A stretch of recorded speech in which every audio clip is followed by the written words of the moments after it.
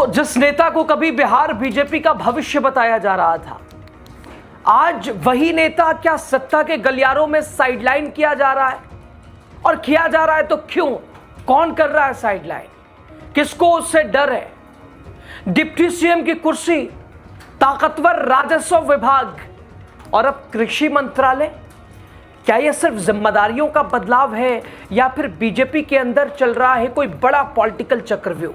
क्यों अचानक विजय सिन्हा से छिन गया वो विभाग जिससे जमीन से लेकर सत्ता तक की पकड़ मजबूत होती है? क्या भ्रष्ट सिस्टम पर कार्रवाई करना विजय सिन्हा पर भारी पड़ गया?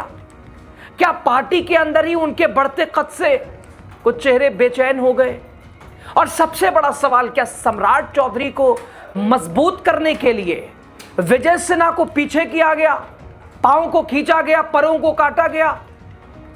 दोस्तों, छाती पे बुलडोजर चलाने का सपना देखने वाले विजय सिन्हा अब किसान, खेती और कैसे कृषि में विकास हो उसका काम करेंगे। बताएंगे आपको आखिर बीजेपी ने क्यों काटे विजय सिन्हा के पर।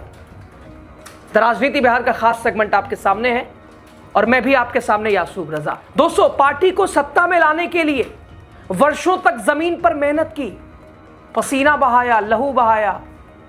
यह फैसला कमांडर यानी पार्टी के शीर्ष नेतृत्व का है और वो गठबंधन की राजनीति को आगे बढ़ाने के लिए प्रतिबद्धता से काम करेंगे। उन्होंने कमांडर के आदेश पर सम्राट चौधरी के नाम का प्रस्ताव रखा। दोस्तों, ये बयान जो अभी आपने सुना, ये हम नहीं बल्कि डिप्टी सीएम विजय सिन्हा का बयान। ये बयान उन्होंने तब दिया था जिस दिन सम्राट चौधरी को विधायक दल का नेता चुने जाने का प्रस्ताव इन्हीं के हाथों दिलवाया गया। दोस्तों, विजय सिन्हा के इस बयान के आईने में उनके अंदर चल रही सियासी हलचल को उस दिन भी लोगों ने महसूस किया। अब जब उन्हें सम्राट मंत्रिमंडल में कृषि मंत्री का पद मिला है तो एक नई बहस शुरू हो गई है। और वो बहस, क्या बीजेपी के अंदर बिखराव होने वाला है? क्या दो गुट बट गए हैं? सम्राट विजय का गुट अलग है? इन सारी बातों का खुलासा करते हैं इस रिपोर्ट के जरिए। लास्ट तक आप बने रहिए। आखिर कैसे विजय सिन्हा साइडलाइन चक्रव्यूह के शिकार होने लगे? दोस्तों, कुछ वक्त पहले विजय कुमार सिन्हा डिप्टी सीएम के साथ बिहार के उस ताकतवर विभाग के मंत्री रहे जिसे राजस्व और भूमि सुधार विभाग कहा जाता है। अब उनसे यह विभाग छिन गया है, उनसे यह विभाग छीन लिया गया है। सियासी गलियारों में सवाल उठने शुरू हो गए कि क्या विजय सिन्हा की सियासी हैसियत कम होने लगी है? क्या उन्हें ठिकाने लगाने का प्रयास चल रहा है? आखिर क्या है ऐसा कारण जिस वजह से विजय कुमार सिन्हा को कृषि विभाग दिया गया है? जानकार मान रहे हैं कि इसके पीछे एक बड़ी राजनीतिक कहानी है। इसके बारे में बहुत कम लोगों को पता है। पिछली एनडीए सरकार में विजय सिन्हा एक शक्ति बनकर उभरे थे। उनके पास राजस्व एवं भूमि सुधार जैसा विभाग था। ध्यान रहे, बिहार में राजस्व विभाग को काफी अहम माना जाता है। उसके ऊपर से वो डिप्टी सीएम भी थे। उनके पास खनन विभाग भी रहा, वो भी एक अहम विभाग माना जाता है। वो विभाग डायरेक्ट जनता से जुड़ा हुआ है। राजस्व विभाग के जरिए जमीन की समस्या, खनन विभाग के जरिए बालू माफियाओं को लगातार उसके ऊपर कंट्रोल। जनता से जुड़ा विभाग होने के बाद लगातार उनकी लोकप्रियता बढ़ती हुई दिखाई दी। कृषि विभाग महज कुछ किसानों को प्रभावित करने वाला विभाग माना जाता है। राजनीतिक गलियारों की चर्चाओं के हिसाब से इसमें वो दम नहीं जो खनन विभाग और राजस्व विभाग में है। विजय सिन्हा ने राजस्व विभाग का जमकर इस्तेमाल किया है। जनता की डायरेक्ट शिकायत सुनी, पार्टी के अंदर एक अलग तरह की छवि बनाई, चारों तरफ चर्चाएं होने लगी, तारीफ होने लगी, सख्त एक्शन के लिए जाने पहचाने जाने लगे। लेकिन आज जुमा 4 दिन के लड़के के साथ खड़े हैं विजय सिन्हा, जो हाल दीपक प्रकाश का एक मंत्री विभाग, पंचायती विभाग उधर है तो इधर कृषि विभाग। दोस्तों, विजय सिन्हा ने राजस्व विभाग में भ्रष्टाचार के खिलाफ कई कदम उठाए।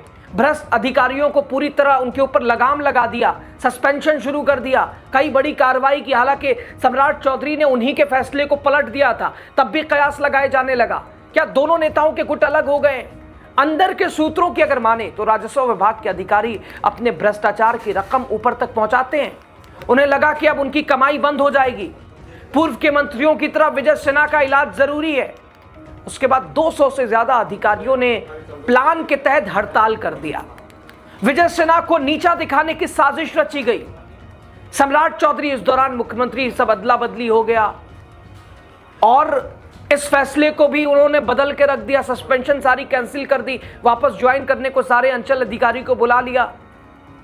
असंतोष लगातार सरकार के अंदर बढ़ता दिखाई दिया। उन अधिकारियों से डायरेक्ट जो फायदा लेने वाले नेताओं ने विजय सिन्हा के खिलाफ लॉबिंग शुरू कर दी।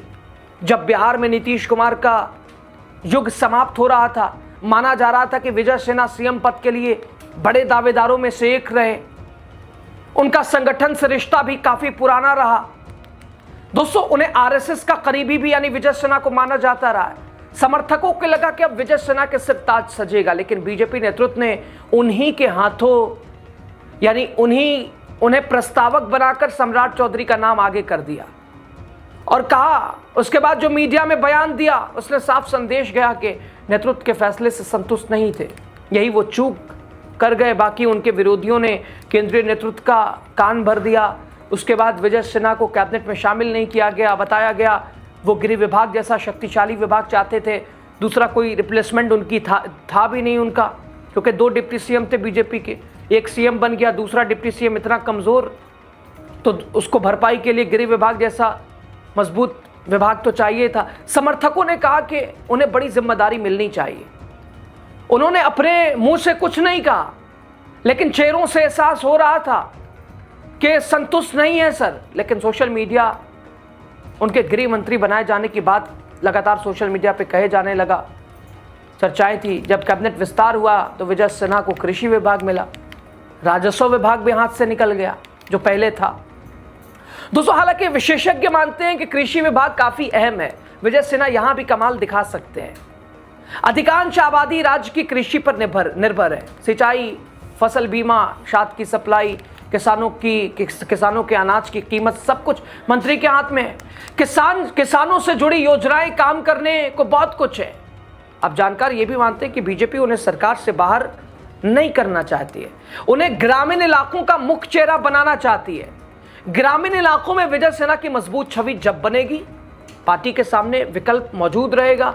ये आगामी चुनाव के लिए जरूरी है। दूसरा पहलू ये कि सम्राट चौधरी को अकेला छोड़ दिया जाए, वो अपनी मजबूत पकड़ सरकार पर रखे, विजय सिन्हा बाहरी स्थिति को पार्टी के लिए संभाले, इसलिए उन्हें कृषि विभाग दे दिया गया है। अब दोस्तों, सबसे महत्वपूर्ण सवाल, पार्टी को सत्ता में लाने के लिए वर्षों मेहनत किया, पसीना बहाया, अब फैसला पार्टी कमांडर यानी पार्टी के शीर्ष नेतृत्व का है, तो अब झेलना ही पड़ेगा। बीते दिन प्रधानमंत्री के साथ जिस तरह विजय सिन्हा दिखाई दिए, लगा के सर थोड़ी मेहरबानी इधर भी, मानो अपने आप को अकेला महसूस कर रहे हैं विजय सिन्हा। सम्राट चौधरी का बढ़ता कद विजय सिन्हा के लिए आगे के लिए भी चुनौती होने वाला है। विजय सिन्हा ने सोचा क्या था, हो क्या गया? बीजेपी ने भी क्या विजय सिन्हा के साथ धोखा कर दिया? तमाम बड़े सवाल हैं। तो आखिर विजय सिन्हा के विभाग छिनने के पीछे को लेकर क्या समझा जाए? क्या 2 बीजेपी के बड़े नेताओं में कोई दरार, कोई रंजिश? आपकी राय दीजिएगा।